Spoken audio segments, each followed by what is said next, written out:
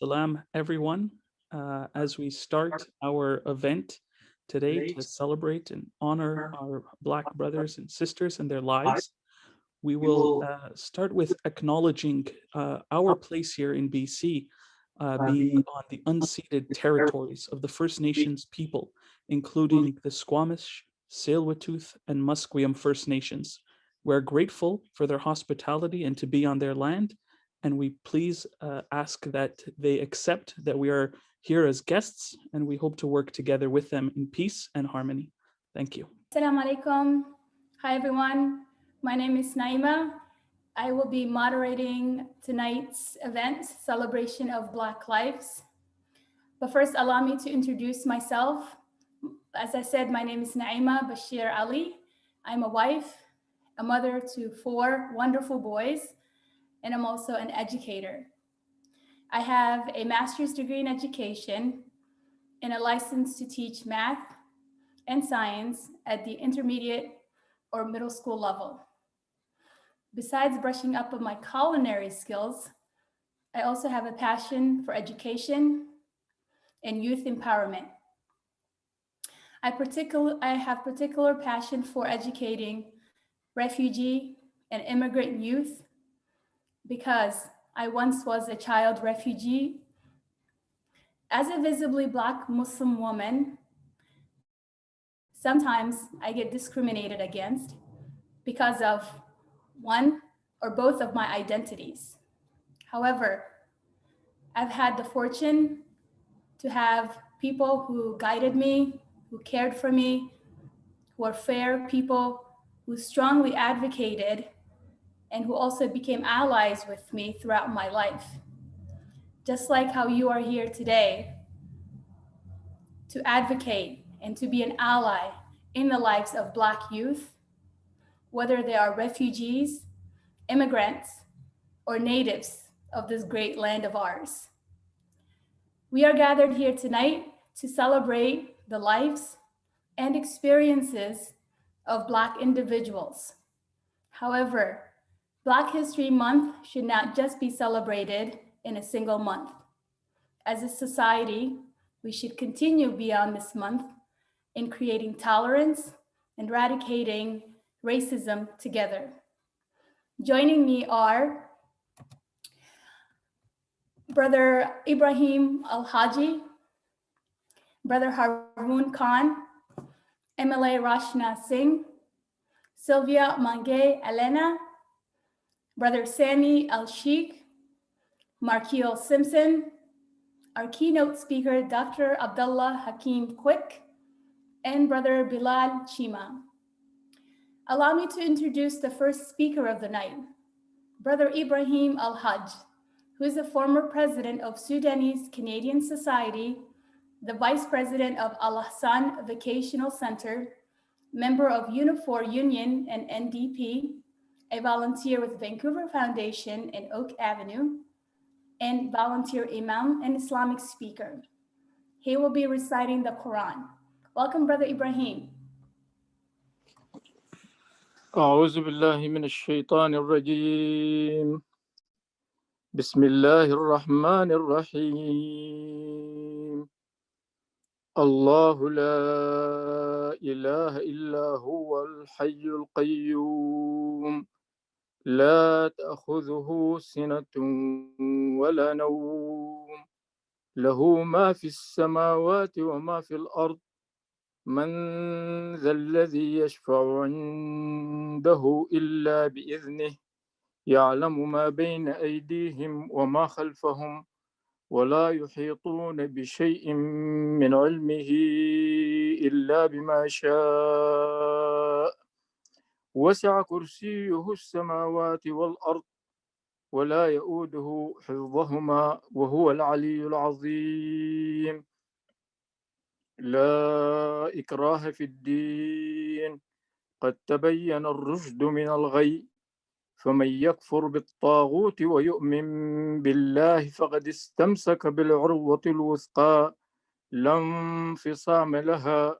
والله سميع عليم الله ولي الذين آمنوا يخرجهم من الظلمات إلى النور والذين كفروا أولياؤهم الطاغوت يخرجونهم من النور إلى الظلمات أولئك أصحاب النار هم فيها خالدون ألم تر إلى الذي حاج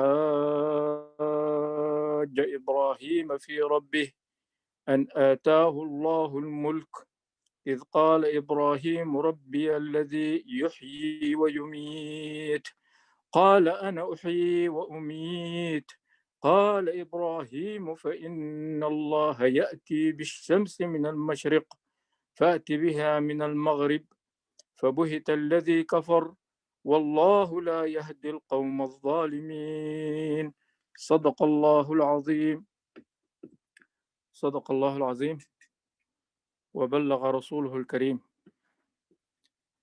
During this opening, I just have a short speech about some concerns of Muslims.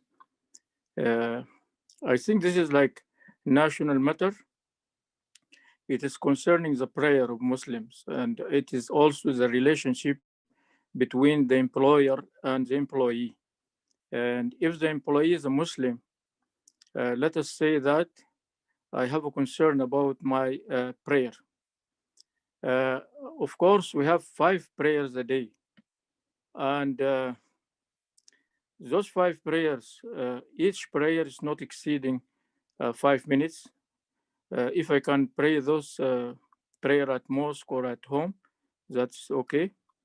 And if it is at my work location, if I'm an employee, and if I need to pray at my work location, of course, I need the suitable environment for that, like a quiet place or suitable place, quiet and separated. So that's, I think, my right. This is one side of the matter, which I think also the employer should be aware about the importance of my prayer. The other side, which is also very essential and very important, and I want it to be escalated up to the parliament or so, because concerning me as a Muslim here, the prayer, Jum'ah prayer, it is only one time prayer in Friday, and which is essential and for every Muslim. And it is important for me also, and for any Muslim, to go and perform my prayer in the nearby mosque, either near to my home or near to my workplace.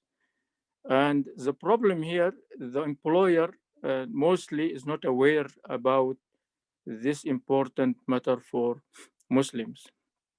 And I want this to be escalated, as I said, maybe up to the parliament, because it is a concern and it is issue for everybody. And it is a reason for many Muslims to leave their job because of that. So I want to emphasize this point. I don't want to go in details, but I want to emphasize this point that all employers should be aware about the important about for our Jum'ah prayer, which can take like it's a time like 1 hour during Jum'ah day, Friday. It may be like 12 o'clock to 1 o'clock or from 1 to 2 o'clock. So this is important. You'll be very lucky if, of course, if you have a break time during that period and you can go and do your prayers there. But there is something which happened to me personally before. I left one of my jobs before because of this matter, because the employer did not agree that I can leave the place and go and do my Friday prayer. So please, I want to escalate this matter and emphasize it. So I think it is essential matter. Of course, now we have COVID-19, which is, I think we have some restrictions, and we are accepting these restrictions. We don't go to mosque, but I think once the matter is settled down, I think that will be the time which we can get our rights. Thank you very much. Jazakallah khair, Brother Ibrahim, for the wonderful recitation and shedding some light on some important information regarding prayers. As we all know, prayer is mandatory. Jazakallah khair. Next, we have Brother HAROON Khan. Brother HAROON is President Emeritus of the Pakistan-Canada Association and trustee of Al-MASJID, Vancouver. HAROON carries on a lifelong commitment to service beyond self-inspired by his father, the late Raziat Ali Khan, a pioneer in the Islamic, Pakistani, interfaith, and multicultural communities, demonstrating continuity, leadership, and an ongoing engagement as a proud Canadian. Brother HAROON will be commemorating the life of Abu Bakar Baba Sana, a longtime member of our Muslim community in Vancouver and originally from Gambia. Brother Abu Bakar was a giant of a man with a distinctive smile, a caring heart, generosity of spirit, kindness, and firm faith, to name few. He passed away in his home country in 2011 after a brave battle with cancer. Welcome, Brother HAROON. Thank you.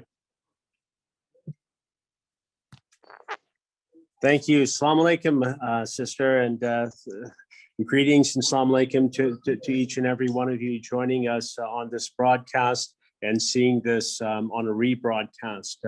I come to you live from the AL-JAMIA Masjid, Vancouver, on 655 West 8th Avenue.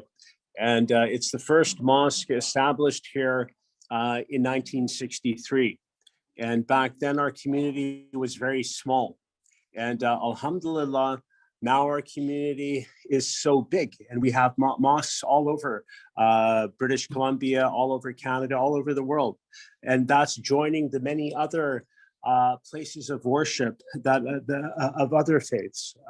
We join with mosques, with synagogues, with churches, with mandars and temples and other areas of public assembly for people to come together and get together and to really enjoying themselves in the action of being in faith.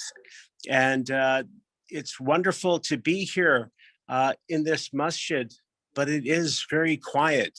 It is very empty. And echoing what the brother said earlier, mosques, churches, everything are shut down. And it's manifestly unfair that this place of worship, all places of worship, are shut down.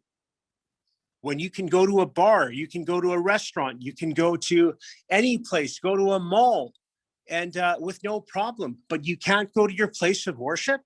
It's it's a real problem, and we support a number of our spiritual places that are now joining and banding together to encourage the government to rethink the closing of these places of public assembly and worship. And it's very important that that these places remain and become open again. And I'll tell you, one of the things that's really heartbreaking, there's a resurgence in mental illness. There's a resurgence in addiction. There is a resurgence in alcoholism. There is a resurgence in crime, loneliness, post-traumatic stress disorder, all things where people need a place to go to grasp the handhold that does not break. And that handhold that does not break is the handhold of faith. And you can lift yourself up out of whatever abyss you get into. And these places of worship need to be open. And as I stand here today in this masjid, I'm very honored and blessed to be able to remember our dear brother, Abu Bakar. Brother Abu Bakar was from Gambia in Africa. And he arrived in Canada and he had quite a tough time of it. And he had a tough time getting his immigration. He had a tough time to be able to find work. He had a tough time just to be in a strange land. Yet, this brother radiated light. This brother radiated humility. This brother radiated in inner strength and in outer strength. He was ripped. He was jacked. He was our Black Prince, and really, truly a wonderful, wonderful man. And we miss him so very much. He instead of getting depressed, instead of getting upset, he basically devoted himself to the work of dawah. He went out and preached Islam whenever and wherever he could. He would be in masjid. And I still remember the sound, the booming sound of his azan. And it's worth noting that as we celebrate Black lives, that the first Muslim revert was Bilal. And he was a Black man, and that inspiration for Abu Bakar to where the words of the Quran, the sayings of the Quran, the Sunnah of the Quran, everything that he talked about, it resonated in his bearing and in his being. And that, my dear respected brothers and sisters, really shows the core of a person, that no matter how difficult it was, because he didn't make a lot of money, he didn't have any great job, yet he was one of the richest men that I've ever known in my life. He was rich in faith, he was rich in character, and he's a role model for so many of us. He would go to the Lower East Side in downtown, where our Muslim Care Center is, where we've conducted the Ramadan Spirit program for many years. And he would go there and minister to the homeless, to the drug addicted, to the mentally ill, and to anyone who would listen. He would encourage them and talk to them about Islam. And he would talk to them in a way that connected to people by example, by his kindness. And I'm very happy to say that his character was such that people came to Islam, they embraced Islam through his efforts. And may Allah subhanahu wa ta'ala reward him. He was a man of faith and taqwa. And that's something that we will never forget. But in the end, he had a very difficult battle, and he took to that battle with a ferocity, with a strength, and that was the battle against cancer. And he suffered from cancer. He got diagnosed, and he was hospitalized at VGH, at the Jim Pattison. At that time, that was a newly opened hospital. And one thing that it turned, that ward that he was in became a masjid in and of itself. It streams and streams of visitors 24 hours a day. When you could have visitors in the hospital, would come to be with him.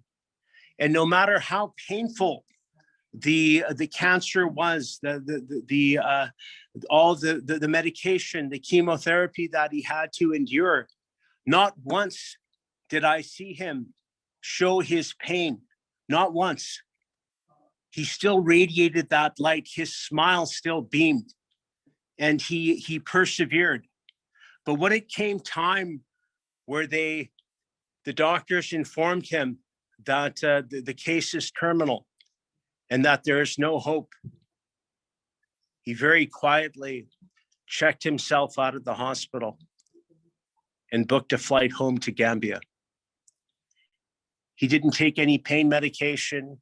He said he didn't need it. So he flew back to Gambia, and he was embraced by his family, by his children that are there. And within 2 weeks, he was gone. Now, 10 years later, on this anniversary of his passing, we're in this masjid where he was such a lively presence, remembering him, and we always will. So, my dear respected brothers and sisters, you know, every soul must taste death. It's part of the gig of being a human being. We're here, and then at some point we won't be here. But we are really judged by what we do in this life.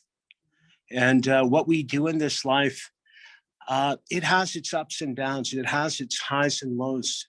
And he experienced it. But his attitude towards life is an inspiration to us. And to be able to share his story gives us great joy in remembering him with fondness. Because truly, we wept. We all wept when he left the country. We all wept bitterly when he passed. And so we pray that Allah subhanahu wa ta'ala showers him with blessings, with a rahmah. Let light fill his afterlife, and that he attains paradise, Jannah for those. And we are very blessed to have known him. And I hope that through this talk about him, you'll have a bit of an understanding of who he was and how blessed we were to know him. So I thank you, my dear respected brothers and sisters. Before I go, I would like to say that a few days back, there was another brother, Brother Faisal, who was diagnosed similarly in hospital with cancer and had complications of COVID. And he died just a few days ago. He was buried. And he too embraced death without fear. And so in your du'as, remember the people who have passed in whatever circumstance. And we pray for their benefit in the afterlife, and for us to have sabr and patience, and as we await our turn, for we all must taste death at some point. Let us live this life and taste life and live life in the way that serves not only ourselves and our families, but our Creator. Thank you. Thank you, Brother Haroon, for describing what kind of man Brother Abu Bakar was. I believe our community was lucky to have a man like him to share part of his life with us. Next, we have MLA RACHNA Singh. RACHNA is BC Parliamentary Secretary for Anti-Racism Initiatives. Prior to her election to the legislature, RACHNA worked as a psychologist and a drug and alcohol counselor. She became active in her labor union local and eventually became a national representative for the Canadian Union of Public Employees, representing workers through advocacy. Welcome, RACHNA. Thank you so much, sister. Thank you for your kind words. And thank you, Brother Haroon, for the wonderful tribute that you just gave for an amazing man. I really wish I had the opportunity to meet him, but from what you have said, an amazing person, and has left a strong legacy behind him. Assalamu alaikum. I'm RACHNA Singh. I'm BC's Parliamentary Secretary for Anti-Racism Initiatives. On behalf of Premier John Horgan and the Government of British Columbia, I'm so grateful to be speaking to you from the traditional territories of the Semiahmoo, Ketsi, Kwikwetlam, Kwantlen, Tikait, and Swasan First Nations.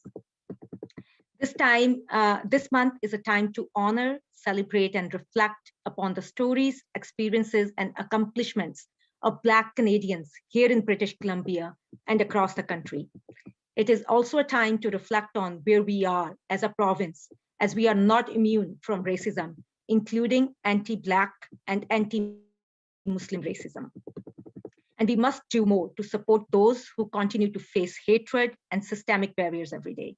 And I was hearing you, sister, and you were talking about your experience as a Muslim Black woman and the discrimination that you have faced. And I really want to acknowledge the leadership that many Black Muslim Canadians and Black community organizations have taken in the past and continue to take in advocating for social justice and equality for all. And I know people are hurting, and I want you to know that you are not alone, that I hear you and I understand your pain. Anti-Black Muslim racism is unique, and I'm so glad to see Islam Unravelled and AL-JAMIA MASJID step up as allies and advocate for specific actions to tackle it in our communities. Our government is committed to working with Black and Muslim community organizations in collaboration with our anti-racism network, which is known as Resilience BC, to identify ways we can move forward on this issue together. We will be introducing BC's first anti-racism act and legislation to pave the way for the collection of disaggregated race-based data. COVID-19 has clearly shown that there are gaps in the system. Black, Indigenous, and cultural communities are being disproportionately affected, and the collection of disaggregated data will help us address those policy gaps in sectors like healthcare, education, and policing. 2020 brought systemic racism to the forefront. Community members have been advocating for change for a long time. I'm also honored to be on the special committee on reforming the Police Act that will be providing the Minister of Public Safety and Solicitor General with the recommendations later this year on how the Police Act may be reformed to address issues such as systemic racism. I know Minister Carlo is working hard on an initiative to improve representation of the Indigenous, Black, and people of color in the tech sector. Selina Robinson, the Minister of Finance and Minister responsible for the BC Public Service Agency, is keen on her mandate to improve representation of Indigenous, Black, and people of color in the public service. And I'm also honored to support Minister Whiteside in developing anti-racism plan for students in BC. We know that we cannot do this work alone. I, along with my colleagues, will continue to listen and work with communities across the province. Our government believes that BC should be a place that works for everybody, regardless of their race or skin color. We must continue to fight every day to end racism and inequality in this province. And thank you once again to Islam Unravelled and Al-JAMIA Masjid for the opportunity to join your celebration this month and for the great work that you do throughout the year to strengthen and celebrate diversity in BC. Thank you so much. Thank you, Rachna, for all the hard work you do for the people. It is the work of people like you who truly make a difference in many people's lives. So I thank you again. Next, we have Silvia Mangue Elena. Silvia is a social entrepreneur, founder of Kuleya Love and Kuleya Culture Society, as well as the president of the Victoria-based BC Black History Awareness Society. She was born in the Equatorial Guinea and grew up in Madrid, Spain, and has lived in Victoria for the last 16 years. Silvia holds a bachelor degree in business administration with a major in human resources from Kamosun College, as well as a postgraduate diploma in intercultural education from the University of Victoria and a certificate in diversity, equity, and inclusion from Cornell University. Welcome, Silvia. Okay, so I was really amazed to hear about his story and about his life in Canada. You know, it was really heartwarming. It's always nice to have more people like him, although that is difficult because we are all so individual, so different, right? Anyway, as you said, my work is mainly because I have a passion, but not only to preserve the Black history, because if we don't do it, it will be erased. So we need people with passion to keep doing this work. And so I was so happy to hear about the previous guest. Sorry, my memory now is fuzzy, but I was happy to hear her saying that this government is so serious about addressing problems of racism, because we started in June, we started with the Minister of Education. They approached us to see if they could put more they could strengthen the Black curriculum in schools. And so then the election came, and then the work stopped, and I have been going after them, you know, to see when is that we can initiate the works again, you know. So I hope that this is for real, and I hope that this is true, because a lot of us are believing that this government is serious, that are believing that the government wants to fight racism. And I think one of the ways, and that's the way I do it mainly, of fighting racism is through education. Because when you educate people about the people that have formed the fabric of this country, you know, so then the racism, the layers of the barriers of racism lowers, because familiarity is very important. So, but when we don't teach our children, when we don't teach the history, then we have the danger to falling into conjectures, right? And then we make racism remarks, and we make racism we behave in a way that is racist, and that can be very detrimental for all of us. You know, it was very hard to hear that Brother Abu Bakar couldn't find job. Why couldn't he find job? Right? And I just leave it there. So thank you so much for having me. Thank you, Sylvia, for sharing your experiences and your knowledge. And thank you for continuing to shed light on important issues such as anti-Blackness. Next, we have Brother Sami ELSHEIKH. Sami is a local Islamic scholar with the Al-HAJJ Educational Foundation in Surrey. He has been a community spiritual leader in BC for 11 years, focusing on providing education, guidance from a spiritual perspective for minority youth. He has conducted research into the Islamic perspective on race and relations, focusing on how the Quran refers to the unity of humanity as a whole. Please welcome Brother Sami. Bismillah ar-Rahman ar-Rahim. Assalamu alaikum. All the praise be to Allah subhanahu wa ta'ala, and all the salutations and praising to our Prophet Muhammad sallallahu alaihi wasallam. Good evening for everyone.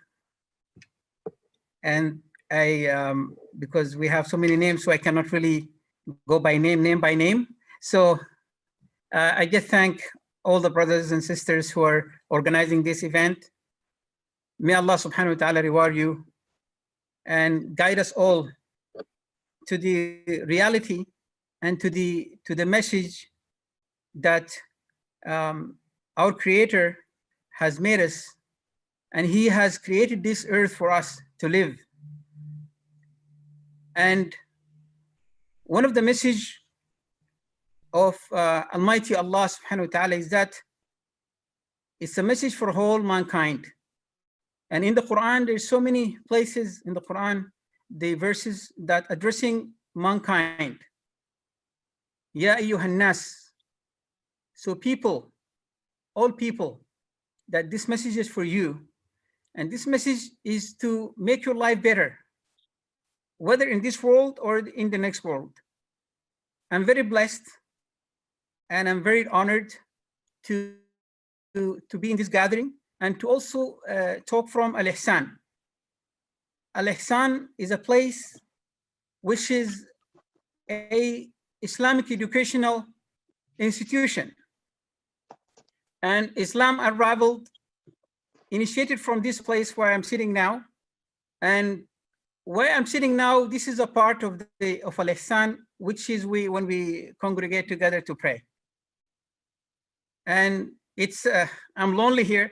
I'm just echoing also Brother HAROON.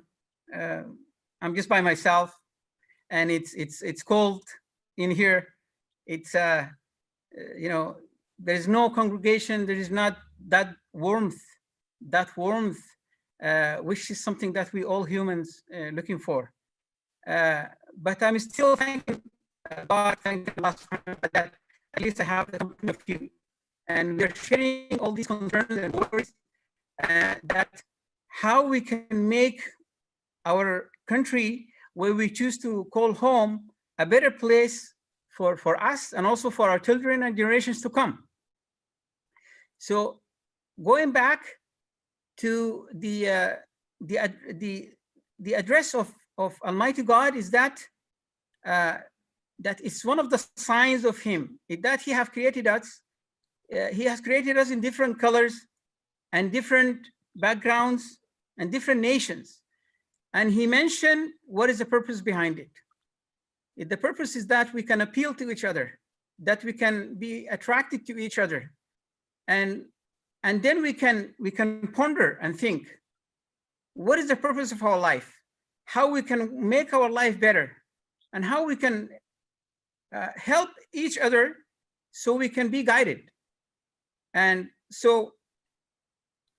what I want to share with you today is actually, when I listened to Brother Haroon words, and also Brother Ibrahim, it just made me think of that one Black Canadian Muslim brother, Abu Bakar.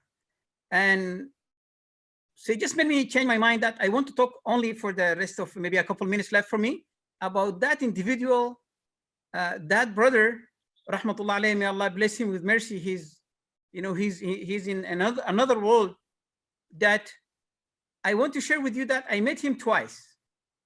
And the first time I spent about a whole day with him, almost a whole day. So I met him in the morning, and then this brother was just taking me. He was taking me in Vancouver, and we were going from a place to a place, from a Chinese restaurant to a park to a masjid, a mosque, and to talk to everyone.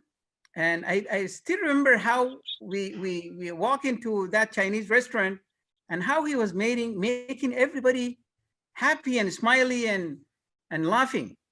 And it just, when I think back, that was probably 10 years ago, maybe.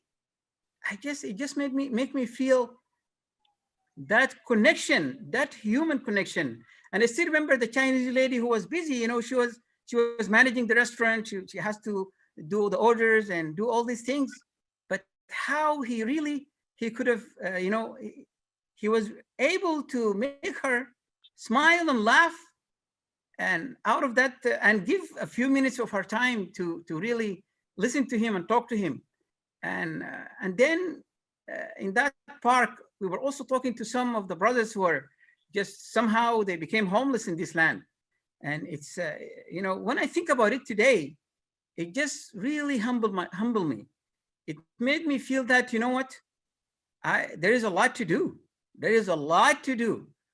What kind of change happened in this last 10 years? Are we actually in a better place now? Are we actually in a better condition? And it just, unfortunately, I have to say, I don't think so. And I'm sure many of you agree with me that, yes, we made it a long way. And today I'm talking that all the praise be to God, and the thanks be to Him, and also those people who work hard to bring us here. But there is a long way to do. And what I just want to share with you now is only now when I start also reading and about Abu Bakar and his life, I came to remember, because I know another brother whose name is also Abu Bakar, same name. And for some reason I was thinking, why do I call him Boba? When I meet him, I call him Boba. So now I remember why, because it was that name, Boba, of brother Abu Bakar, that we used to call him, that is still in my heart. And this is the kind of sacrifice, and this is the kind of life that I should be as a Black Muslim person in Canada, I have all my 3 children who are born here, and they're Canadian, and we are all proud to be here. That this is the kind of life that we should really do our best and work hard to make that kind of harmony, which will make us all live together as humans. People are free to worship whatever they want to. This is their freedom. But I can think of myself as I want my child, my oldest son, who is also here listening actually, to be proud of his background, where he came from, and also be proud of this country where he lives now. So thank you very much for your participation in this. And one thing, I wasn't planning to say this, but I think it is time to really understand, and our governments and our parliament representatives who are here, that how is it important that spiritual connection, that spiritual life is very important for people of faith, whatever faith they're following, and congregation in a place of worshiping God is actually essential. It is essential. So the other day I was taking my children, I have to take them somewhere, and we were in Costco, but I can tell you I could not feel very spiritual there. But I know that I cannot bring them to the mosque, even with all the restrictions and all that. So we were in a place, and also yesterday I was in a place, a restaurant basically. One brother invited me to go there, and he said, "Okay, let's put our mask because we have to walk into the restaurant now." And then a few seconds only, then when you are in the dining place, we were basically in, 100, maybe 200 square feet place. And there were about 12, 15 people there with no masks. So if the food for the body is essential, and we agree with that, the food for the spirit and for the soul is important for us. So I think this is one of the things that we hope that today is a time to convey this message, and have some ears and some hearts and some minds who can actually understand how important is it for us, whether we're black or white or any ethnic background or any spiritual background.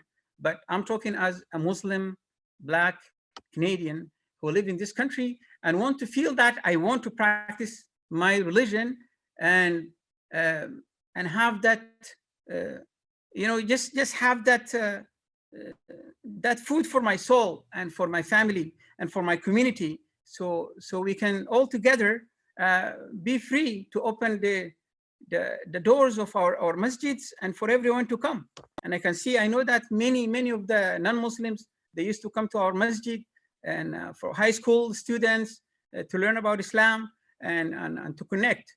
So this is a connection that we need to build. And thank you very much for this. I really appreciate.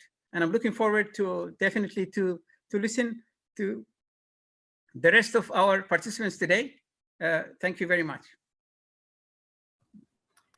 Thank you, Brother Sami, for explaining how Islam teaches unity for all people. Jazakallah khair, and may Allah reward you for all the hard work that you do for your community. Next, we have MARKIEL Simpson. MARKIEL is a Vancouver-based community organizer, a leader, and a member of the BC Community Alliance. The BCCA is a community-based organization dedicated to combating the structural inequalities created by anti-Black racism. MARKIEL and the BCCA are currently working to introduce a Canadian Black history curriculum into BC schools. Welcome, MARKIEL. Hi, everybody, and thank you for having me. And thank you to all the previous speakers. It's been really meaningful to hear from all of you. I should start by saying that I'm joining you all on the unceded territory of the Squamish, the Tsleil-Waututh, and the Musqueam First Nations. And I'm very grateful for this opportunity. And I wanted to start by saying that I'm really thankful that this event is named after celebrating Black lives, because so much of the conversation around being Black and Black history and Black History Month is, it perpetuates racism in a sense, but it doesn't actually celebrate Black history. It doesn't celebrate current Black people and what they're doing and the contributions that they're making.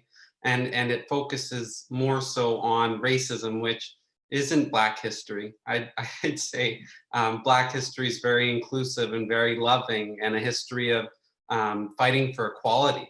And so when we position Black history, and it's something that the Ministry of Education is said in so many media releases when asked about teaching more Black history, they say, well, we teach about the transatlantic slave trade a little bit and the Underground Railroad. And I think for anybody to think that of a group of people that is their most meaningful aspects to their history is just the foundation of misunderstanding, but also the perpetuation of the hate in the past. So I'm really happy to get an opportunity to think about the things that we can celebrate together. So thank you all for that. I guess I should speak a little bit about the work that we've been doing. And I'm really happy to see Sylvia on this call as well, because it's been tough, but I think what's been really encouraging in this last year is that the dialogue is now starting to shift from that of the past of, you know, so much hardship and negativity to now thinking about how can we change our institutions to not only see color, but to also champion and celebrate racialized people. So education, we believe at the BC Community Alliance, is one of the main ways. And that's why we've been organizing with members of the community. And now actually all 60 school boards in the province are amplifying our message and calling on the provincial government and the Ministry of Education to accept our petition to teach Canadian Black history, and specifically Canadian Black history, because there's actually so much to learn about Canadian Black history and our contributions here, but also to provide adequate training for all teachers and to create a database to collect all incidents of racism so that we can start to assess the scope and shed light on what has for so long been hidden. So it's my hope that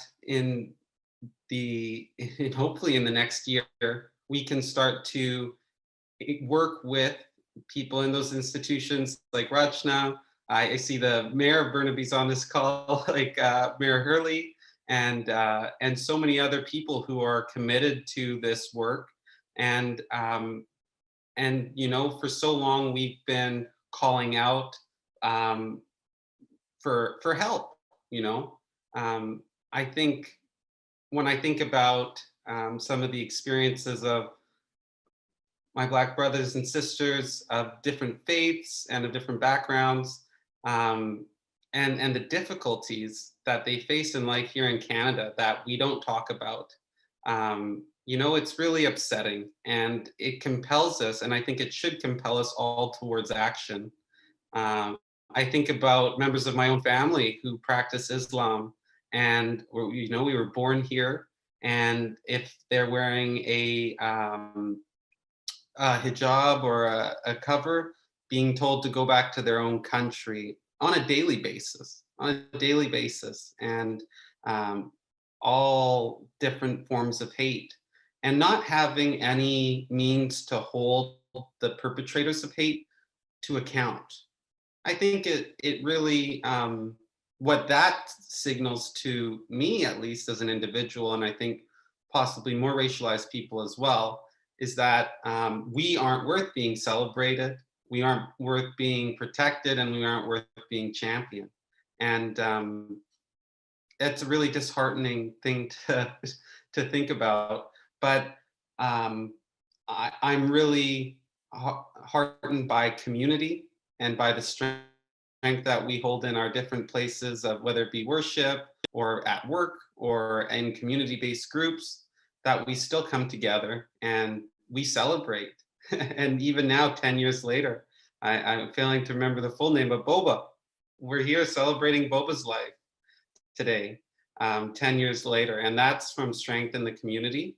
And there's so much more strength that we can share with those institutions, and what we're looking for those institutions to reach down and hold our hand and pull us up, and so that we can all do this work together. And it can't be done by individuals on the ground. And I'll continue to work day in and day out. It's tough work, but I'll keep doing it as long as I have to as an individual. But I really hope that the work will be done by our governments and by our institutions to celebrate all lives and to end hate, race-based hate and faith-based hate throughout our country and our province. So thank you all so much for your time today. Thank you, Markiel, for the work that you do. I'm really looking forward to that curriculum. As an educator, I believe a curriculum that's infused how Black people paved the ways for many groups' history is an important knowledge for many. So thank you for that. Next, we have our keynote speaker, Brother Dr. Abdullah Hakim Quick is a globally renowned Islamic scholar, historian, educator, and community leader. He has a PhD in history with a specialization in West African Islamic history from the University of Toronto. He is a senior lecturer at the Al-Maghrib Institute and the Islamic Institute of Toronto. Dr. Quick is an honorary chief in Sierra Leone and an honorary member of the Order of Arctic Adventures and a recipient of Queen Elizabeth II Diamond Jubilee Medal. Please welcome Brother Abdullah. Bismillahir Rahmanir Rahim. Alhamdulillahi Rabbil Alameen. Wa usalli wa usallam ala sayyid al-awwaleen wal akhirin. Nabiyana Muhammadan wa ala alihi wa sahbihi wa barak wa sallam. All praise are due to Allah, Lord of the worlds, and peace and blessings be upon all of the prophets, and especially our beloved Prophet Muhammad, the master of the first and the last, and his family and his companions to the day of judgment. My beloved brothers and sisters, to our friends, to our guests, I begin with the greeting words of the righteous. Assalamu alaikum wa rahmatullah. And these are the words of peace, and I pray that this initiative taken up by Islam Unravelled will be a source of peace and a source of understanding. And it's very important that this is taking place at a time when the COVID-19 has locked down people throughout the world, and the economic recession is rising, and there is tension, a rise in racial tension. And we find ourselves now in Black History Month.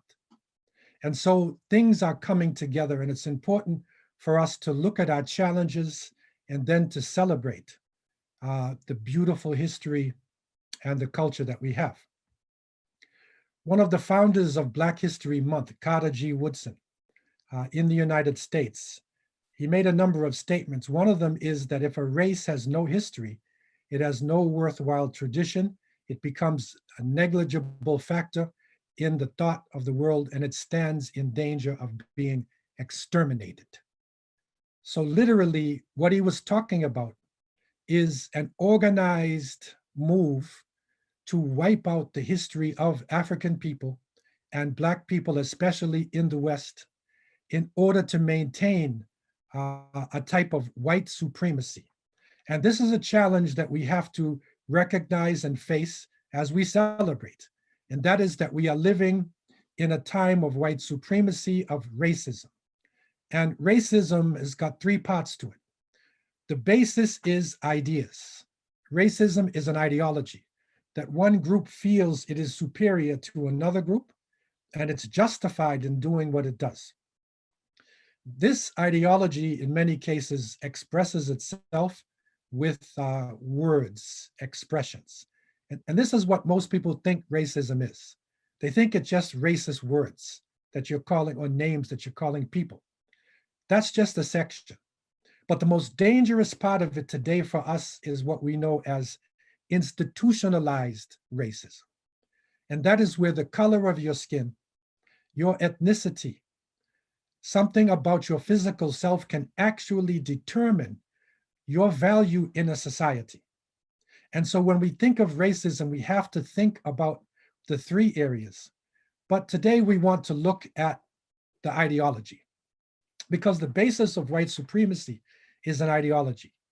And this is where the curriculum is so important, Brother Markiel Simpson, and the work that you're doing is so vital, because we are living in what you could call a type of Eurocentric discourse.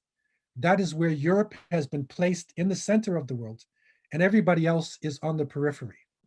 And just to give you an example of this, because it's an exhaustive topic, I grew up in America with the statement that Columbus discovered America in 1492.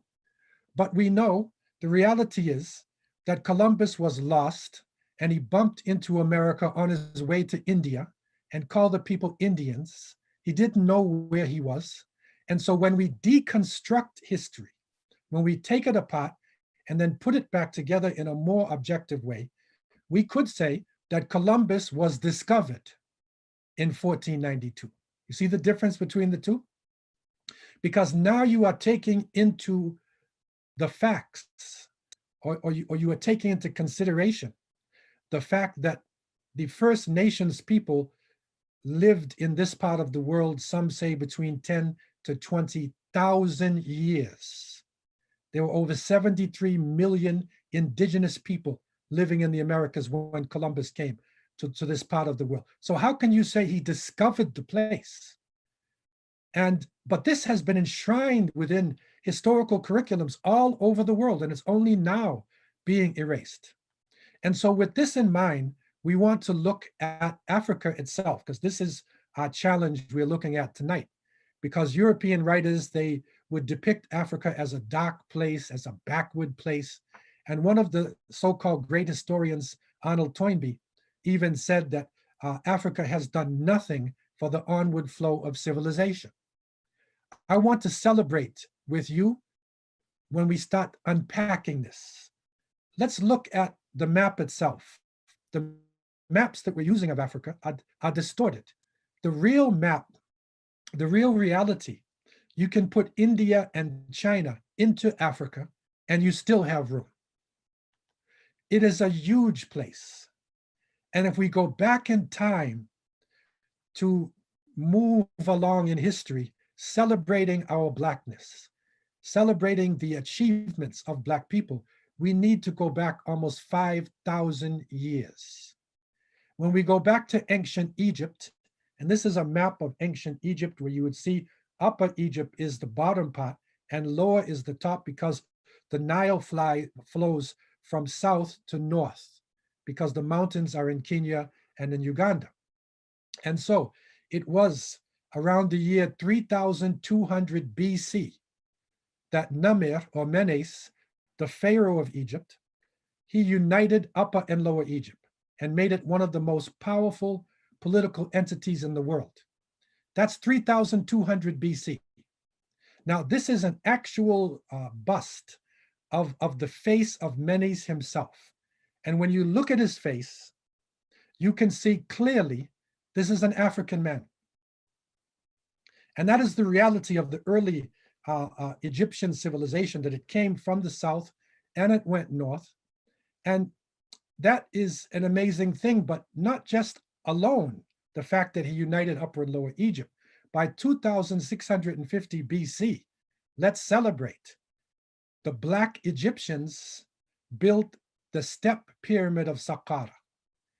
And this building, which is an amazing structure, is still there today. This is a recent shot. If you have a building in Vancouver that's 100 years old, it's a national monument. This is over 5,000 years old, and it is still standing. Look at the structure. Look at the work that they did underneath the building. I traveled to Saqqara myself, went down to the bottom of the pyramid, and you find rooms like this with ancient hieroglyphics and decimal points and so many different amazing bits of information. Let's take it a step further in our celebration. We're going to ride on our camels and we'll go to a place called Giza. And in Giza, we find the Great Pyramid of Giza. 2560 BC, this pyramid was constructed. Now, for most people, we don't even think in terms of BC. We think that humans were cavemen in BC.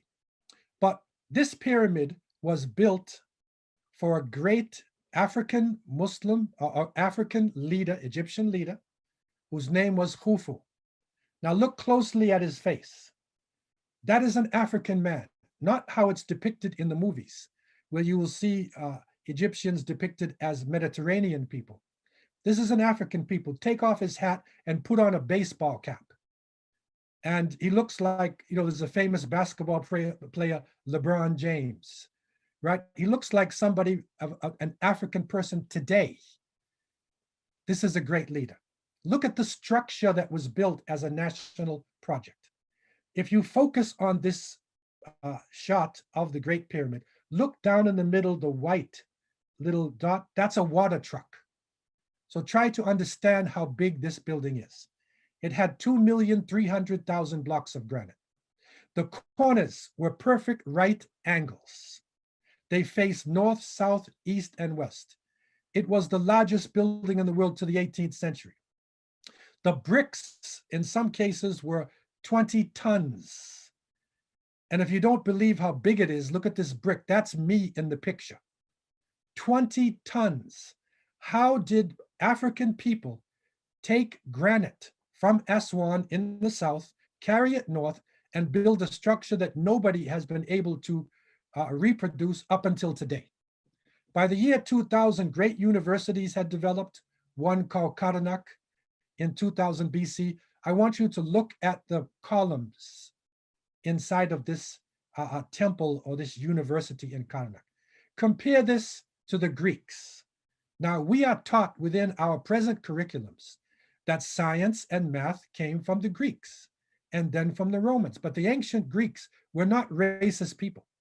The Greeks said we got our civilization from the Egyptians, and they were dark-skinned people with curly hair. They had no problem with this. Now, let's go back in BC. Remember, 2650 BC, the Great Pyramid. You got to go about 2,000 years later to 700 BC, then the Greek civilization starts. Let's take another look at the Stonehenge. This was the height of British civilization back in BC. Compare the Stonehenge to the Great Pyramid, and then we can begin to see how history has been distorted and the work that we have to do to deconstruct the lies and bring it in a more neutral, positive way that our young people can take it. Taking it a step further to the time of Prophet Muhammad, peace and blessings be upon him, because this is partly connected with Islam Unravelled. And even Muslims will be surprised to know that Black people in the time of the Prophet Muhammad, peace be upon him, were not weak people. The word aswad in Arabic has a number of meanings. You can say sawad, meaning blackness. When you say al-aswadan, that refers to dates and water, which are two good things. If you talk about sada yasudu, sayyid, aswad refers to power, to mastery. Your sayyid is your master. As-sawad al-a'zam is a majority. So Black people and Blackness was not a negative thing in the time of the Prophet, peace be upon him. As a matter of fact, it is reported that in the 5th year of the prophethood, that's around 615 AD, after Prophet Muhammad was calling to the oneness of God, he was breaking down racial differences, he was breaking down class differences between rich and poor, and so he was persecuted. And his followers were tortured so bad that he said to them, you can now go in a type of migration. And so they took refuge, not in Syria, not in Iraq, not in Pakistan, not in Malaysia or Turkey. They took refuge in Africa. This is called the first hijrah, the first migration. And you'll see it on your map. They went across from where Jeddah is today, and then down to present-day Eritrea on the coastline, and they went up into the highlands of present-day Ethiopia, and they found the Aksumite Empire. The Aksumite Empire was considered to be one of the greatest empires in the ancient world.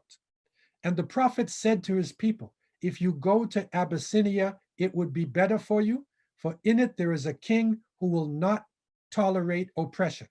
It is a land of truth. Go there until such time as Allah shall relieve your distress. He said, Hiya ardu sidq. He's talking about Africa now. It is a land of truth. This is an Arabian prophet who sends his followers as refugees into Africa to a Christian king whose title was An-Najashi or the Negus. His name was Ashama. They had an amazing society. The largest obelisk in the world, you see the obelisk there. They had amazing technology. And Najashi, he gave sanctuary to the Muslims. And they were able to stay there for a period of time. This is of MASJID An-Najashi in northern Ethiopia. People are suffering there now. Unfortunately, it is in Tigray land because Najashi was Tigray. And but still, it's an amazing story.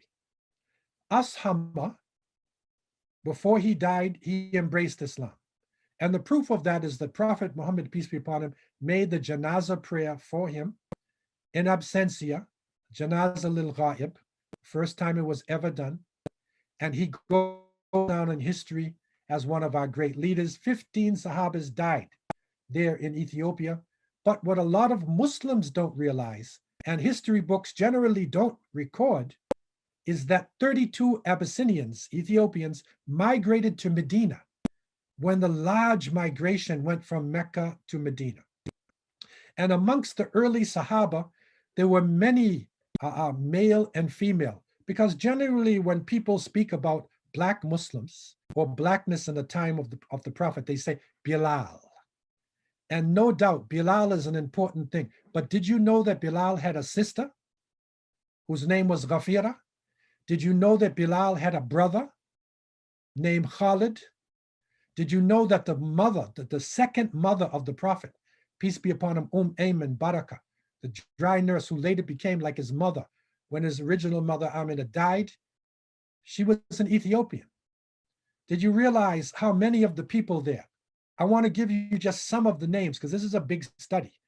Julaybib, Sa'd al-Aswad, Salim Mola Abi Hudayfa is one of the top 5 masters of the Quran. He was a Black man.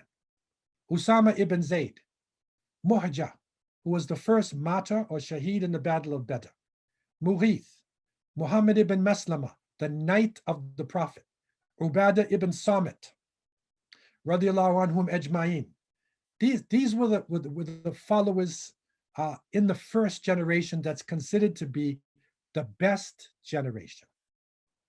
But they were under attack.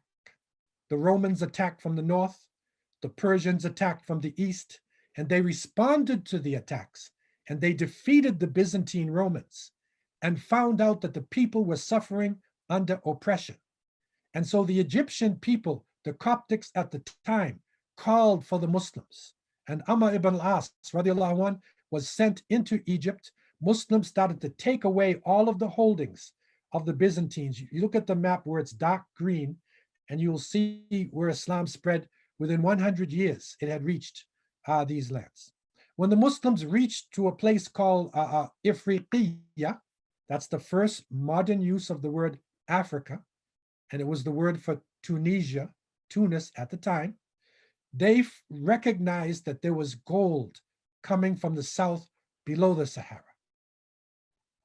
The greatest gold mines in the world at the time were coming from the Senegal, below the Senegal and below the Niger River.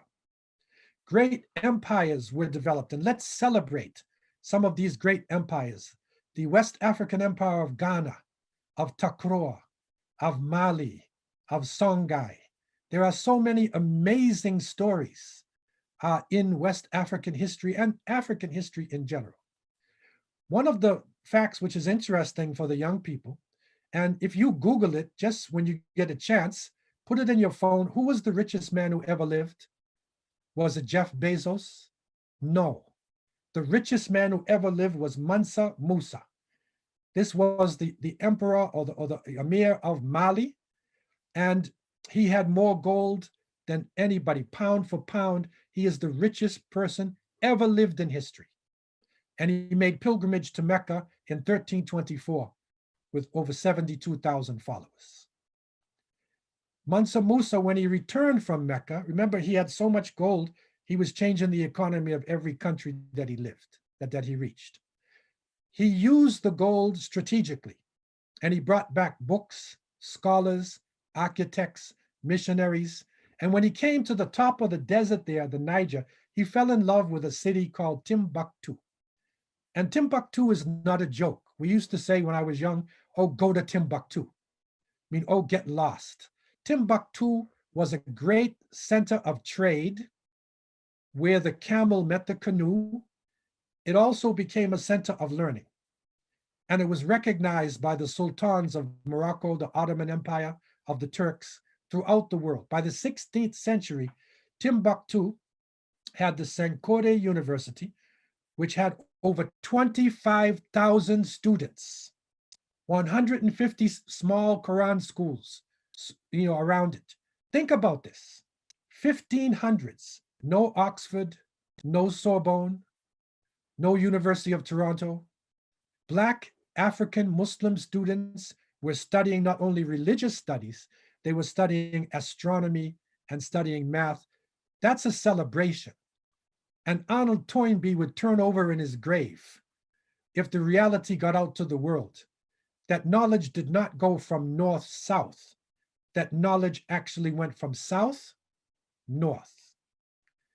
But eventually, when the trade routes changed to the oceans and the Muslim nations became weak because of internal weaknesses, the European nations became strong.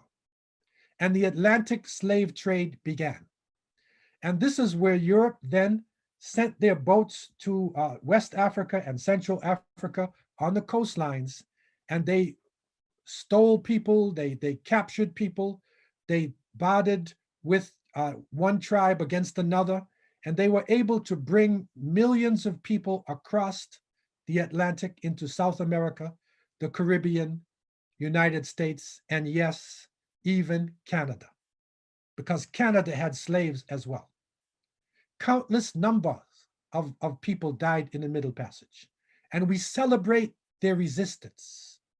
We celebrate their dignity that they had, and all the way through, they never bowed down. They struggled. And what we are recognizing today is that somewhere between 15 to 30% of the enslaved Africans and political prisoners were actually Muslims. And we're able to trace their stories because they were writing in Arabic language, their local language, Arabic, and their writings are existing today. And we're able to follow their stories.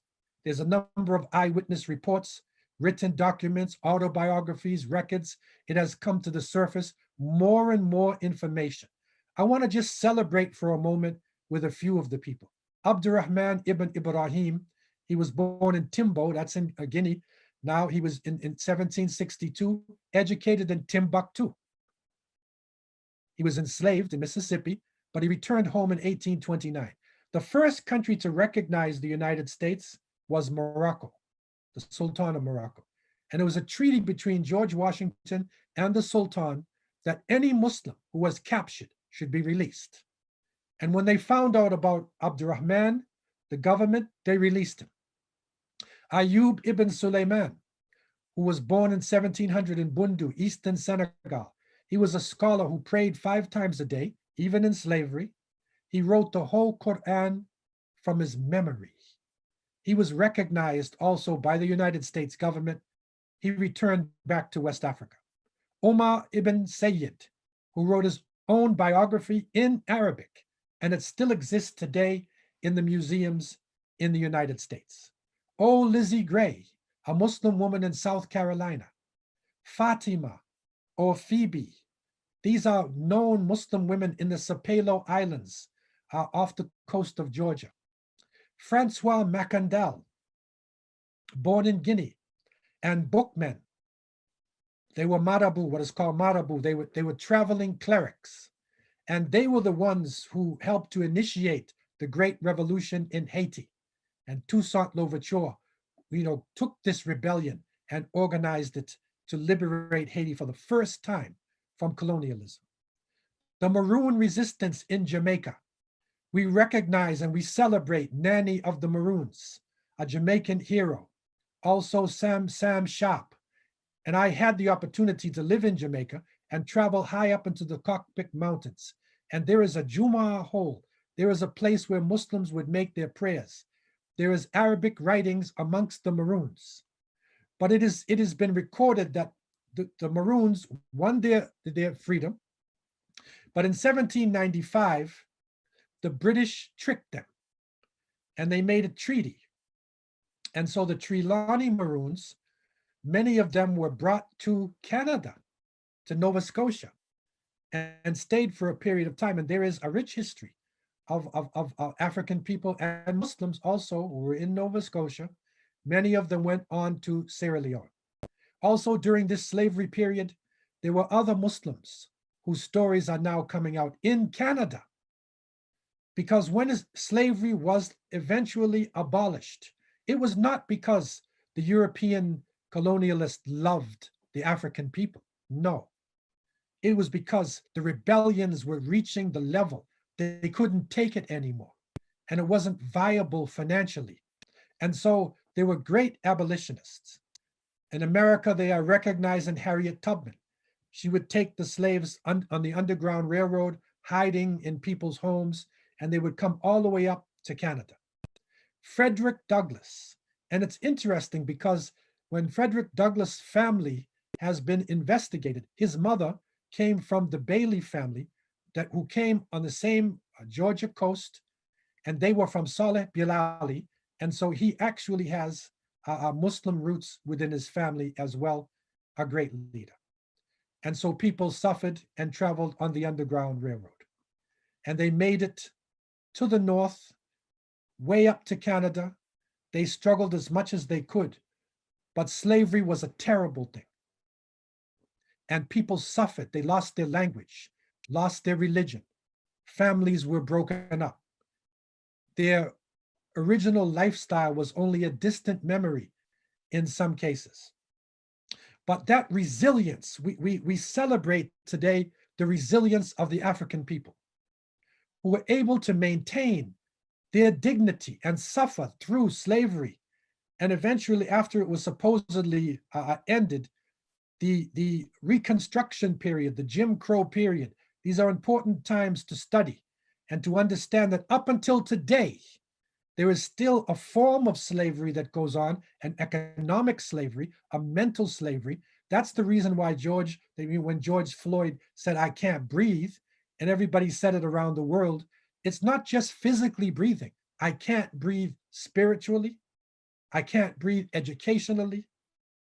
I can't breathe in my lifestyle.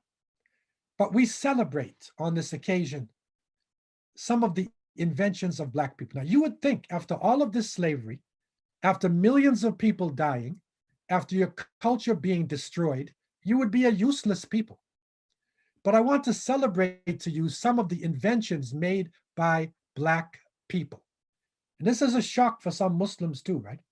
Because they're not aware, of the reality of African people in this part of the world. Think about this. The automatic gear shift was invented by Richard Spikes in 1932. He was a Black man. Elijah McCoy, who's a Canadian Black man who went to America. He was famous for over 57 US patents. He was so famous in dealing with the lubrication of steam engines that people would say when they got an engine or a train, "Is it the real McCoy?" And we used to say that when I was young, growing up in America, the real McCoy. In other words, is it something that Elijah McCoy had his hand in? But how many people would think that Elijah McCoy was a Black man? Because McCoy is an Irish name, right? So how many people would think he was a Black man, Canadian? Your ironing board. Think how life would be if Black people didn't make certain inventions. The ironing board was done by Sarah Boone. Garrett Morgan developed the gas mask, traffic signals, your signal light. Stop at red, slow down at yellow. It was a Black man who invented this.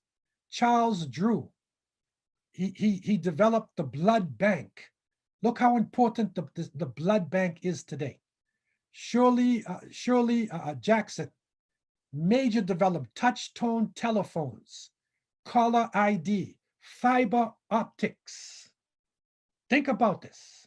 After all this destruction, Black people are still making major inventions. I'll just list a few because of our time. The automatic elevator doors, Alexander Miles. Clothes dryer, George T. Sampson. Electric lamp, Louis Latimer. Folding chairs, John Purdy. The lawnmower, Albert Burr. The mop, Thomas Stewart. Potato chips, George Crumb. What would our life be without potato chips? America's first modern clock, Benjamin Banneker. The mailbox, Philip Downey. This is just a few of the hundreds of inventions that have been made. So our people are still strong, our legacy continues. And we remember through the example of Malcolm X, AL-HAJJ Malik Shabazz, one of the great African Muslims. And many people know Malcolm X with a nice suit on and a bow tie, but this is Malcolm before he died. He has the clothes of the scholars of West Africa. What is in his hand? It's a book. It's education. And it is through education and deconstruction of history, we can take down the ideology of white supremacy and then help people to appreciate each other. That Canada and other places can be a country where we can hold hands together in dignity and we don't assume the wrong thing about each other, but we will celebrate the achievements made by all human beings. So I leave you with these thoughts, and I ask Allah to have mercy on me and you. And I want to congratulate Islam Unraveled, and I pray that Allah will continue to bless you. Thank you very much for your time. Wassalamu alaikum wa rahmatullahi wa barakatuh. Thank you, Brother Abdullah, for the insightful lesson about Black history. As a Black Muslim woman, I believe it's vital to have support from leaders like you. And thank you for advocating for the lives of Black people. And just to add on, I too remember using the phrase, is it the real McCoy? Growing up in Ohio, Columbus, Ohio. That's right. I would like to thank all of you for being with us today. We have had a meaningful discussion about combating anti-Blackness. It means a lot that you're dedicating your time and effort to a meaningful cause. Our final speaker is Brother Bilal Chima. Brother Bilal Chima is a community leader and an organizer who graduated from Simon Fraser University with a degree in business administration. He has spent the majority of his adult life building diverse and strong relationships between communities. He has advised numerous federal ministries in senior capacity, including the Ministry of Health, Ministry of Fisheries and Oceans, and Ministry of Immigration. Most recently, he was a lead senior negotiator for Canada, tasked to negotiate complex resource-related elements of treaties and self-government with First Nations. He will be concluding the closing remarks on behalf of the Prime Minister, Justin Trudeau. Welcome, Brother Bilal. Thank you, Sister Naima. Thank you so much for facilitating today's beautiful event. I honestly, right now, I'd like to dedicate my time to Dr. Abdullah so he can continue. Wow, it's beautiful, the history. And you don't hear it often enough, right? You don't get this. And we need to change that. I guess it's progress, step by step, year by year, little bit by little bit will affect change in the institutions that teach the young minds in the universities. But I got to give a shout out to George Crumb and John Purdy for inventing potato chips that have always been a big part of my life, and also the folding chair, because nowadays with my poor knee and my weight problem, I pray on that folding chair. Thank you, everyone. It was beautiful to listen from Brother Haroon on down to the stories and reflections and just hearing perspective. You know, it's 25 years since Parliament in Canada has recognized Black History Month. And since that time, little bit by little bit, there's been more awareness, recognition, appreciation, celebration, but more needs to be done.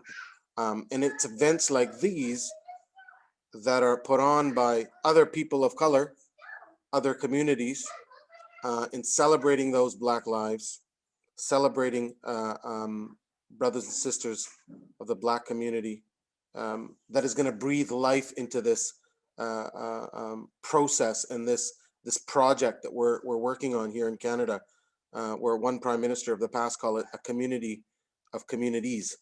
You know, this I'm not going to talk a little so much about some of the history, because I think there are speakers before us so eloquently touched on it. Recognize that, you know, I know that Madam RACHNA Singh, our Parliamentary Secretary, is here. His Worship Mayor Hurley from Burnaby is here. And these people are leaders. These people have sacrificed some of their time to be with us here on Friday night. They're doing things and contributing to public service for the right reasons, for honorable reasons, and making life better for all of their constituents, communities across the province and within specific communities like Burnaby. So thank you for your service. Thank you for being here. And thank you for contributing to this celebration. Of course, governments can always do better, and governments should not be left to take on this workload. It's communities, it's people, it's individuals, it's partners, it's families. All of us collectively are breathing life and need to continue to acknowledge, celebrate the resiliency, the innovation that Dr. Abdullah Hakim spoke about, and the determination to ensure that there's recognition for the work and the contributions of Black brothers and sisters in Canada and in the Americas and across the world, but also for our work that we need to do as people of color towards building a more inclusive and diverse Canada, where everyone has an opportunity to flourish. So I want to say that recognize that the last couple of years have been better, right? We've had a Prime Minister that's taken, moving from words to actions. You know, just in the last year, we've seen, you know, during the pandemic, where there were specific envelopes of money that was dedicated to the Black entrepreneur, the Black business person, to support those initiatives that would help uplift communities and communities that traditionally have been left behind. And just in recent days, we've had the Minister of Justice enact some changes to the criminal, not to the criminal, to the justice system of Canada that disproportionately impacted Indigenous and Black Canadians. And that is something that we need to celebrate. That I'm really happy. Progress is slow. Our work that we are doing collectively to remember, to celebrate, to plan is going to help empower the government to move faster, and we can do that. So, you know, I'm really appreciative of the work that the Prime Minister has done, and his cabinet and his government has done. I want to thank him for leading on some of these initiatives to support, create programs that support these traditionally marginalized communities, and start allowing them to uplift themselves. And remember, this is our duty to understand our past, whether it's domestic past, whether it's a pre-Confederation past, our past as one continent, and honor it, and to engage and reflect and look at the present and how to improve it and to imagine a whole new future, and to drive and forge it in an ethical, effective, and expansive way. We can do this. And it's the people that lead, and the governments reflect and make decisions. So once again, thank you for everyone for participating. And also I want to give a shout out to the brothers and sisters of Islam Unravelled. I know I saw Sheikh Asim Rashid, whose beautiful work led to the creation of Islam Unravelled. And we would love, we can't wait for him to be back with us here in Canada, to continue this work and to grow this work and to build these bridges across the community, across the British Columbia and across Canada. So thank you so much. We appreciate what the government has done, and also I know that the government appreciates the work that Islam Unravelled and all of you are doing across the country in your own little worlds. And again, thank you, Brother Abdul Hakim. I love that little lesson. And I look forward to maybe engaging more through Brother Tariq and helping maybe take some classes myself. Thank you, guys. Take care.